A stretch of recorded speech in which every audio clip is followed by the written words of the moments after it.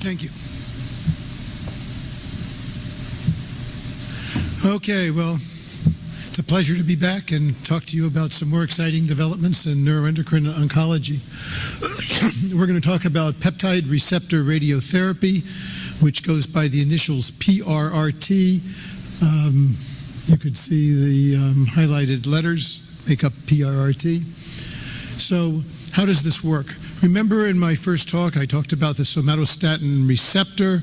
That somatostatin binds to a specific site on the neuroendocrine membrane, and after it binds, it internalizes into the cell. In addition to using this as a therapy, we can use the binding and internalization of the somatostatin analog to bring a radioactive isotope into the cell and trap it in the cell. This could be done with either a diagnostic isotope, which most commonly gallium-68 is used to make a gallium-68 dotatate PET, or we could use a therapeutic isotope, which is commonly lutetium-177, and that makes lutetium-177 dotatate as a therapy. So we'll talk in detail about how this works, what to expect, and move on.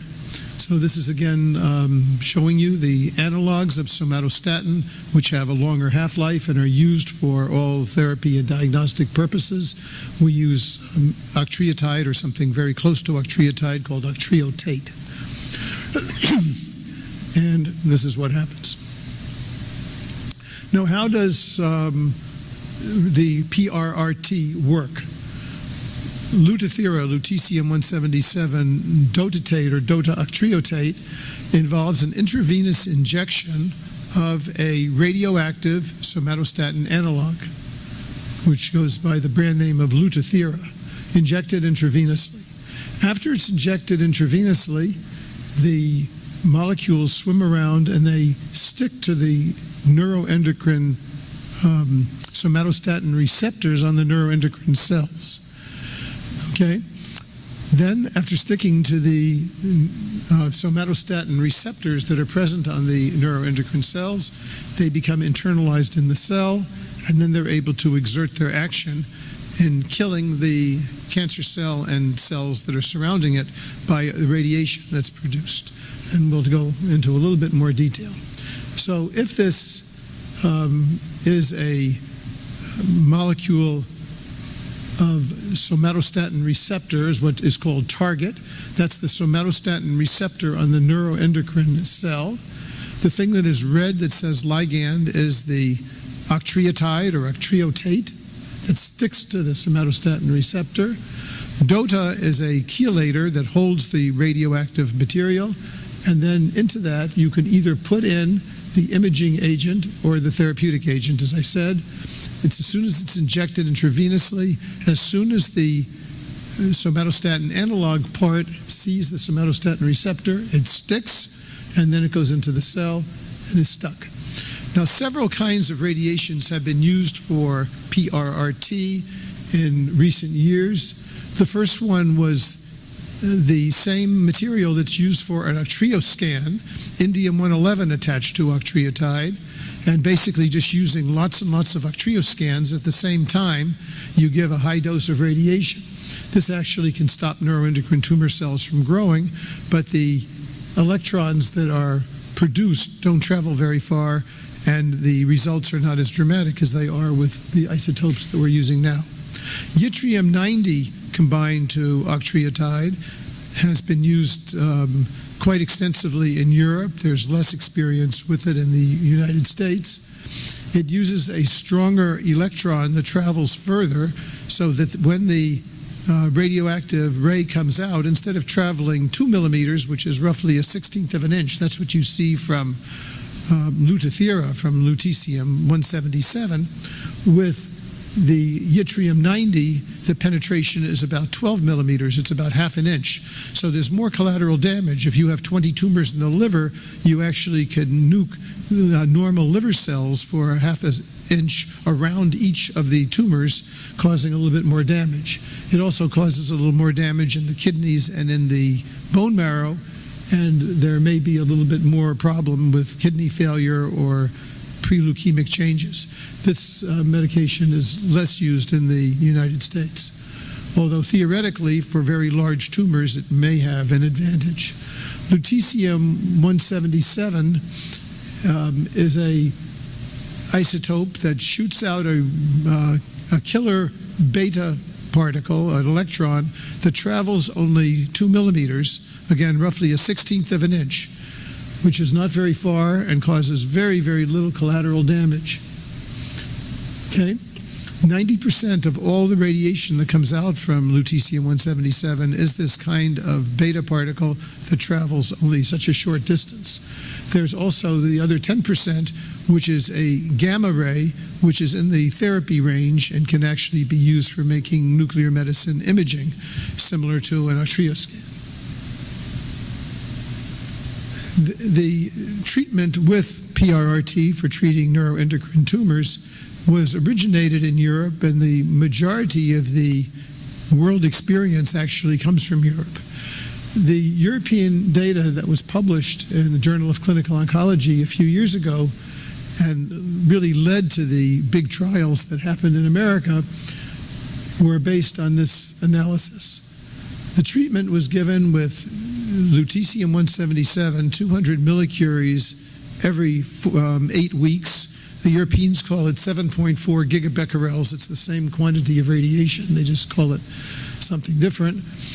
And they saw that a lot of patients, the majority, actually had control of their cancer.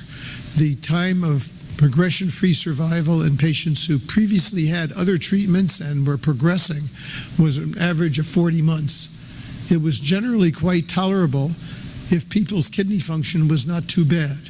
If the creatinine was more than 1.7, or if the creatinine clearance was less than 50, the risk of kidney failure was unacceptably high. So it was done with people who had good kidney function.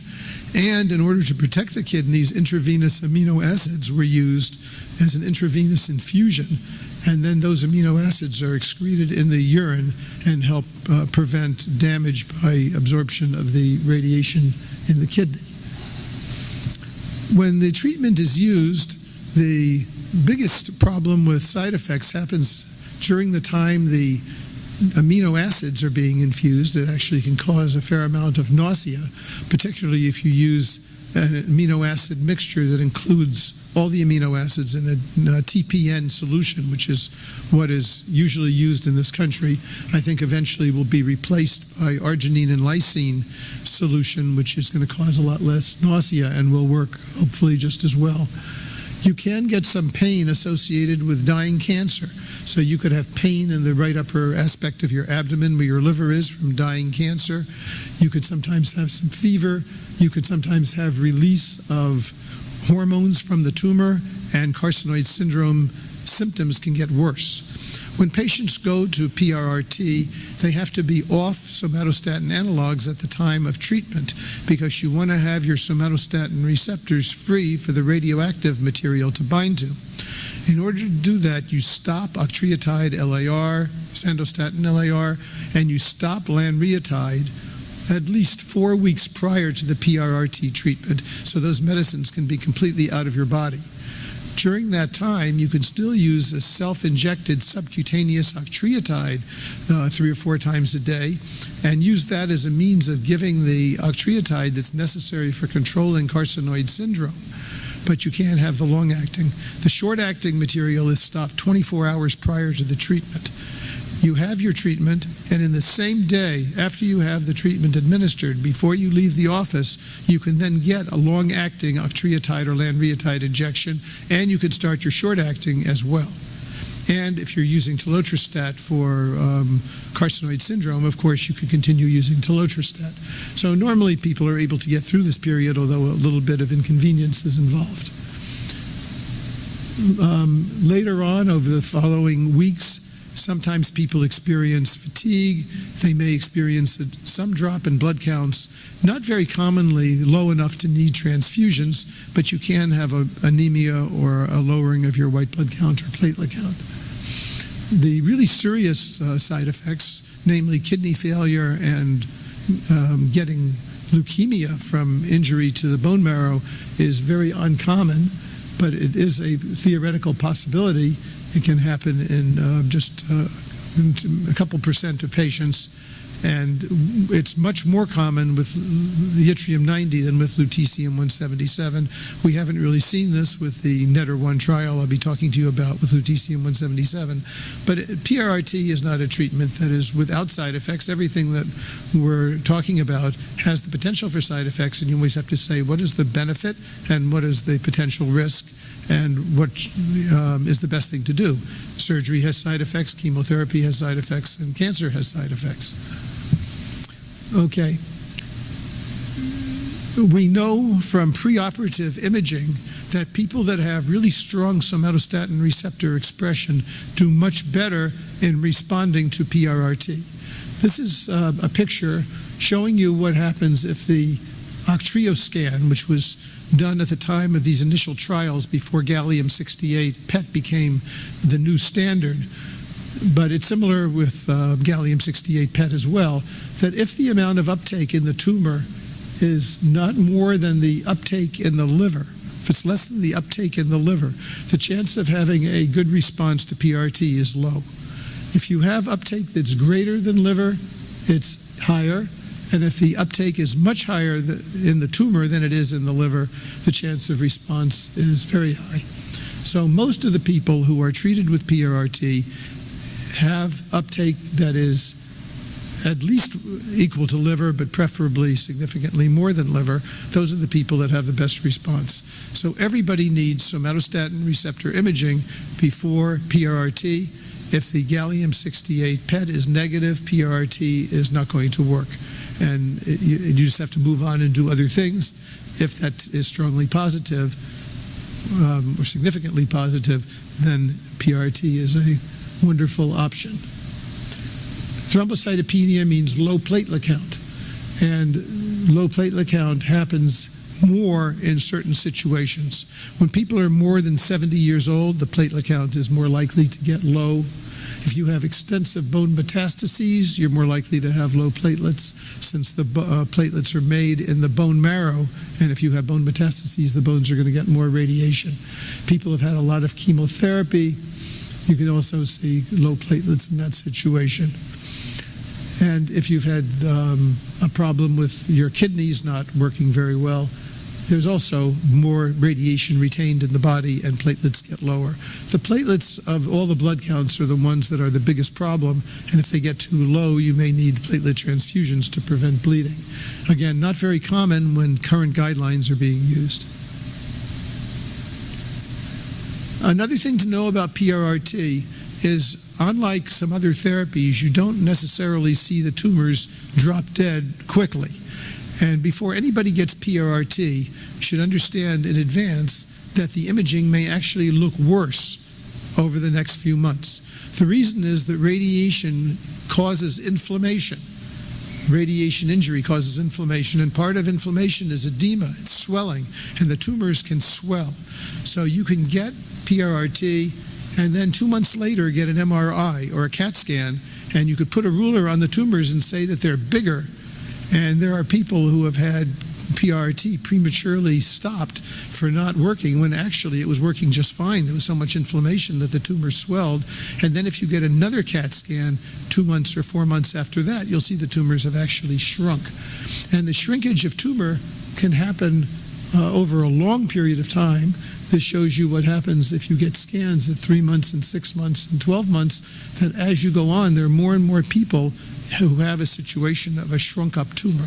So the radiation will lethally injure the cells, but they don't actually shrink until the cells try to divide and they die. And then also you have to wait for the inflammation to subside. So it's sometimes a challenge determining the amount of tumor death that's actually happened in the short term, although later on it's obvious the tumors should not be growing, they should either be shrinking or remaining stable.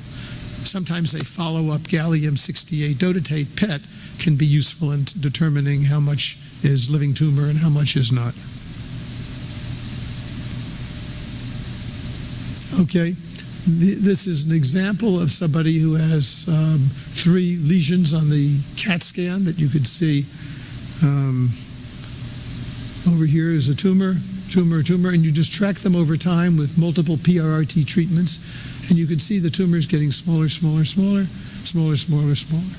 So this happens in about 20% of people getting PRRT. Most people have mild shrinkage or stability, but about 1 out of 5 will have a really major shrink like this, and the tumors will get smaller.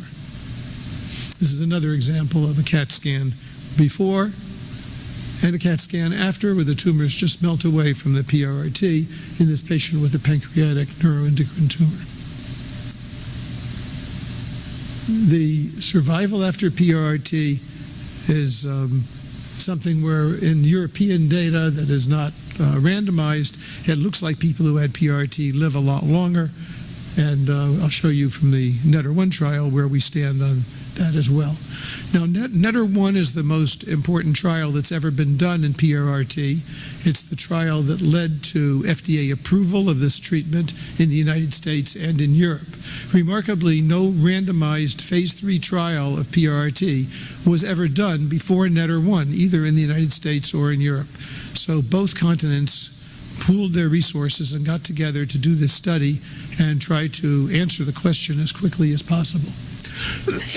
In order to enroll in this trial, everybody had to have a major progression of cancer on octreotide LAR 30 milligrams a day or comparable lanreotide. They had to have progression of their cancer on maximum approved dose of somatostatin analog, and then they were randomized to 2 groups. One group got double dose, not radioactive octreotide. They went from 30 milligrams of octreotide LAR to 60 milligrams of octreotide LAR to see if doubling the dose of non-radioactive octreotide would be just as good. The other group got radioactive octreotide in exactly the same way as the people have been treated for the previous 10 years in Europe, using lutetium-177 dotatate, 200 millicuries, with 1 dose every 8 weeks, approximately. Sometimes there have to be little adjustments for toxicity, but approximately every 8 weeks. So that was the scheme of the trial.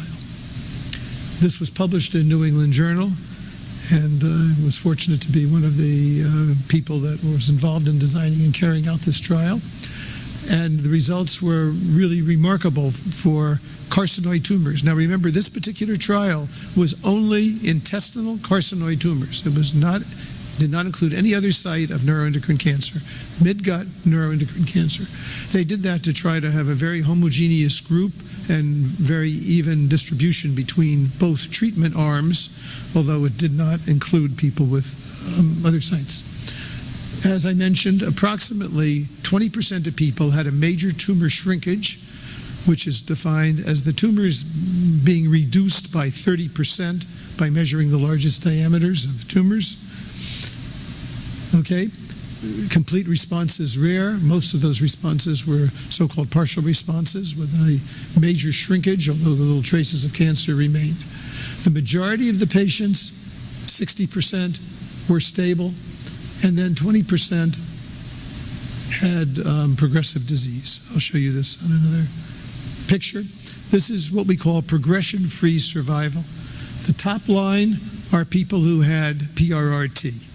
The PRRT people at the time of this publication in New England Journal had never progressed, and they're still remaining in a remission, progression-free, and they still remain progression-free to this day. The people who got double-dose octreotide did not have very much benefit, surprisingly low. When you double the dose from 30 milligrams to 60 milligrams, the average progression-free survival was 8 months. And most of these patients were progressing before that. By 8 months, they had really major progression by the so-called RECIST criteria. So there's a major difference with PRRT. And if you look at survival after PRRT from this NETTER-1 population, it looks like there's a statistically significant difference in survival with a much higher percentage of people dying when they did not get PRRT compared to people who did. However, this is interim survival data. We have to wait till a much longer follow-up since most of the patients were doing so well in both arms. Another study that just was published this year based on the same population of NETR1 patients is a study we did looking at quality of life. What happens when you get PRRT? Are the side effects enough to really cause trouble?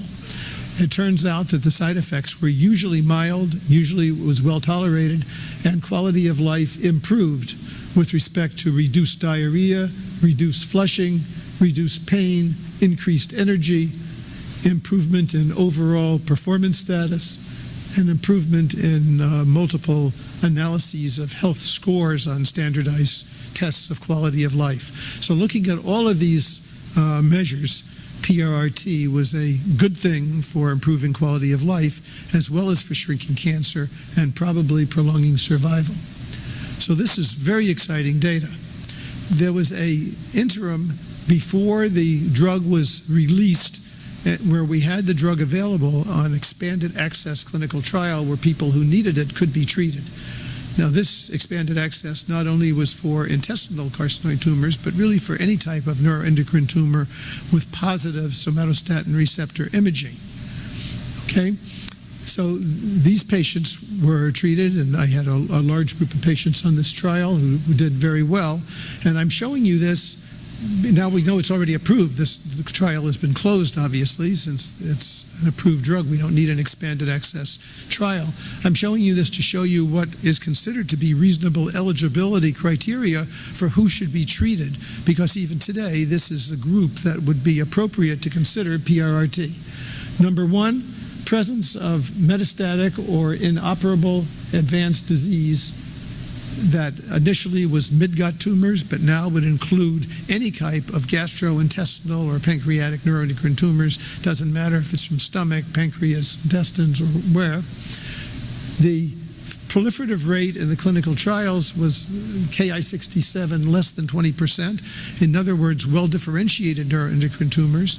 However, the approval does not mention Ki-67, and as we've heard from many talks yesterday and today, there are people with grade 3 tumors that are well-differentiated neuroendocrine tumors as opposed to the very high-grade neuroendocrine carcinoma. And the people with the neuroendocrine tumors that are grade 3 often do have positive gallium-68 PETs. They often respond very well to PRRT, and I would certainly consider those people to be potential candidates for this treatment as well. Patients have progressed on somatostatin analogs, in other words, octreotide or lanreotide. Normally, PRRT is not done at the present time as the very first thing upon diagnosis. That may change over time, but right now, it's normal to start a somatostatin analog and think about other therapies for the remaining tumors, whether it is surgery, embolization, ablation, or other types of modalities in combination with somatostatin analog. Then when you progress on a somatostatin analog, PRRT is very reasonable. Most of the experience has been with adults. There's one person in America who has experience with PRRT in children, and that would be Sue O'Dorisio at University of Iowa. But I think otherwise it's something that should be done with adults. And it's very important that you have somatostatin receptor imaging. As I showed you before, that's just key, that you have the somatostatin receptors on the tumor. Otherwise, PRRT is not going to have a target to work on. So what were the serious side effects from PRRT? The serious side effects happened only in a very small percentage of patients that included lowering of blood counts of various types, as we saw before, mild and reversible problems with kidney function. Really, the side effects were not unexpected in any way, and really serious side effects, at least so far, have not been very severe. Kidney protection in PRRT. This is a summary of what we've learned so far. Do not treat if the creatinine clearance is greater than the creatinine level is greater than 1.7, or if the creatinine clearance is less than 50. These are measures of how well your kidney is functioning. Be sure the patients have IV hydration so they're able to urinate a lot during the procedure to eliminate the medication that's not stuck to the cancer. to infuse concentrated amino acids starting a half an hour before the PRRT, continuing for 4 or 6 hours after the PRRT, the most important amino acids being lysine and arginine, as I mentioned. When these types of procedures are done, serious kidney injury with lutetium-177 is very uncommon, and people can really tolerate this quite well. Most of the time it's done as an outpatient, and each institution has its own specific procedures, but it's very important to understand the procedure in detail, consult with radiation, with nuclear medicine, review all the radiation safety issues, and go through the proper procedure. Even though it is FDA approved, it's a very specialized kind of procedure. There are lots of nuances involved in administration and radiation safety, and there are institutions that have a lot of experience, other institutions building up, but it's really becoming more and more readily available in virtually every part of the country at the present time. A couple of additional considerations to think about with PRRT. 4 injections of the radiopharmaceutical given every 8 weeks to a cumulative dose of 800 millicuries. Again, you can reduce the dose. You could lengthen the dose if needed for toxicity. Not everybody is able to get 4 doses exactly on schedule, a full dose, although most people are able to. You have to kind of listen to your patient and see what's happening and how they're tolerating it and what can be done to make it tolerable. Remember the caveats I told you about follow-up imaging. I normally get a follow-up imaging study after the first 2 cycles and again after the last 2 cycles, but just keep that in mind. There are many centers now will do imaging immediately after each treatment using the radiation produced from the gamma, from the lutetium-177 to get a scan right at the time of treatment. That gives you some idea of the binding to the cancer and how much cancer there is. But it's an extraordinary procedure. So where are we going now? What are some new directions in the field? Expanded access, we've talked about, and now the access is becoming very expanded now that it's FDA approved. People are now studying new ligands, new drugs to stick to the somatostatin receptor on the cells. Instead of the so-called somatostatin agonist, octreotide, people are using a somatostatin antagonist called JR11. And there are other agents that are being studied which we have to determine if they are going to be more effective, whether the toxicity is going to be more, and exactly how they fit into our armamentarium. They're intrahepatic PRRT is being studied. This involves giving the PRRT directly into the liver through a catheter and does not block off any vessels like embolization of the hepatic artery, but just actually infuses the medication into the liver where it is stuck by the tumor cells. It traps the radiation in the tumor and meanwhile does not block off the liver vessels. So that's a very exciting option that's just starting.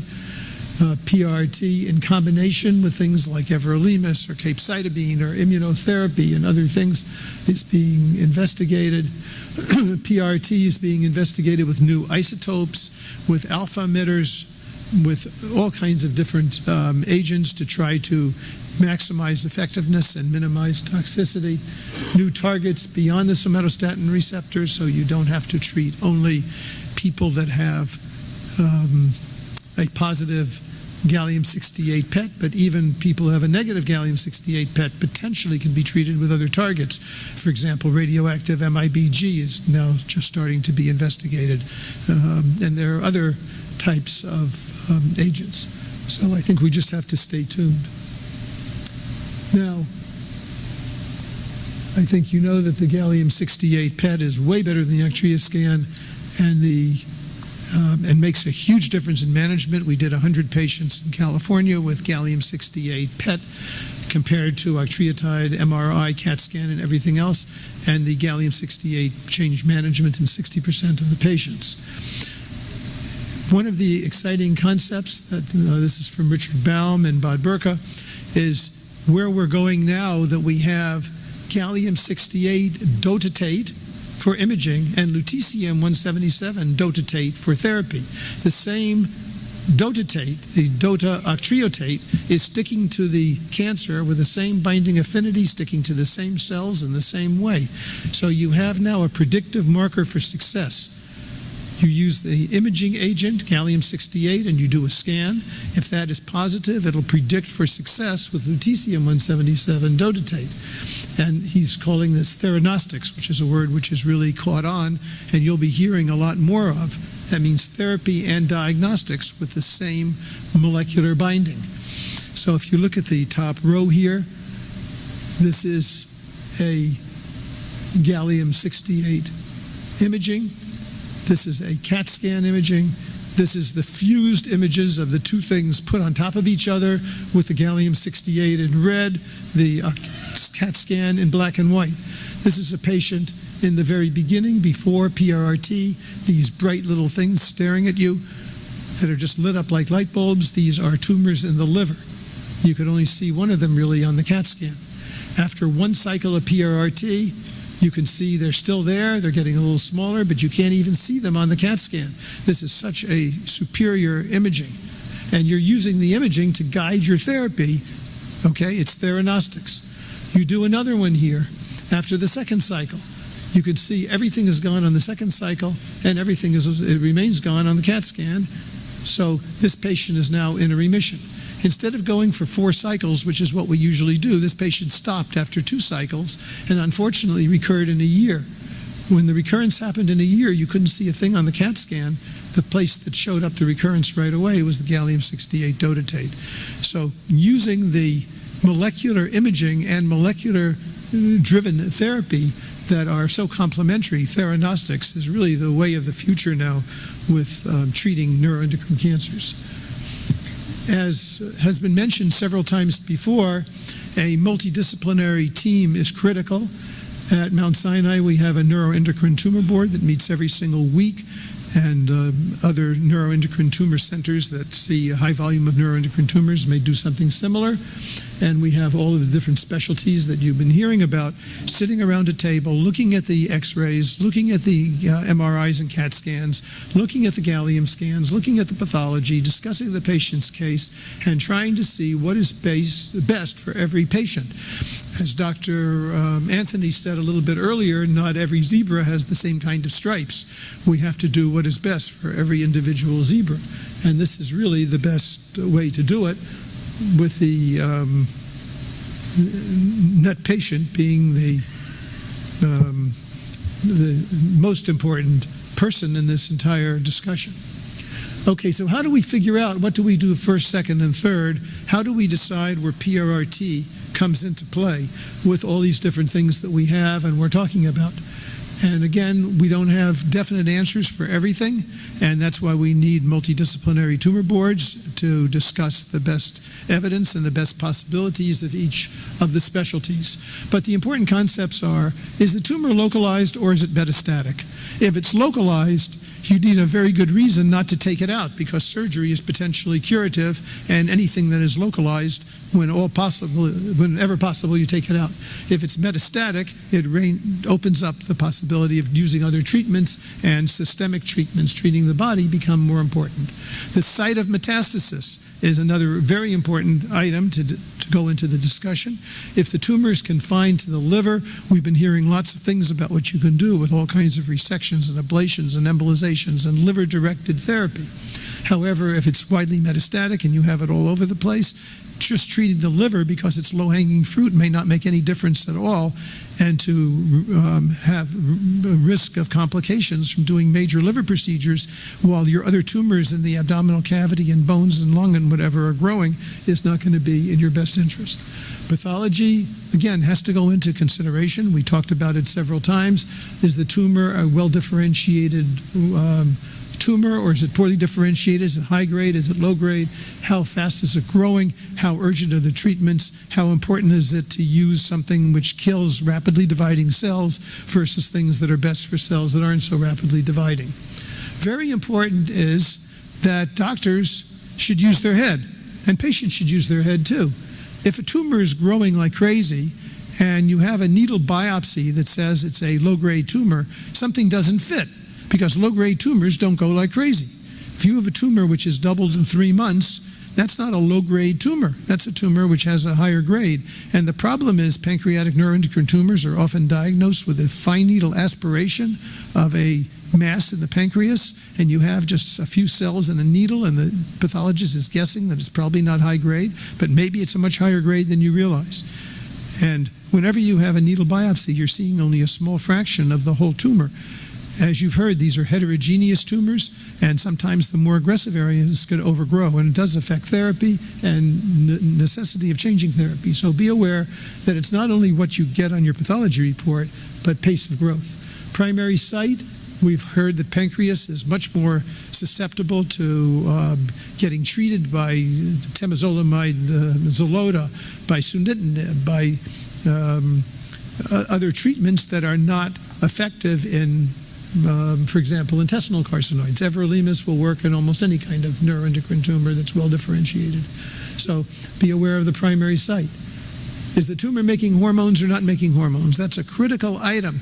If the tumor's making hormones, you've got to stop the hormones from getting made because it's ruining somebody's life. Okay?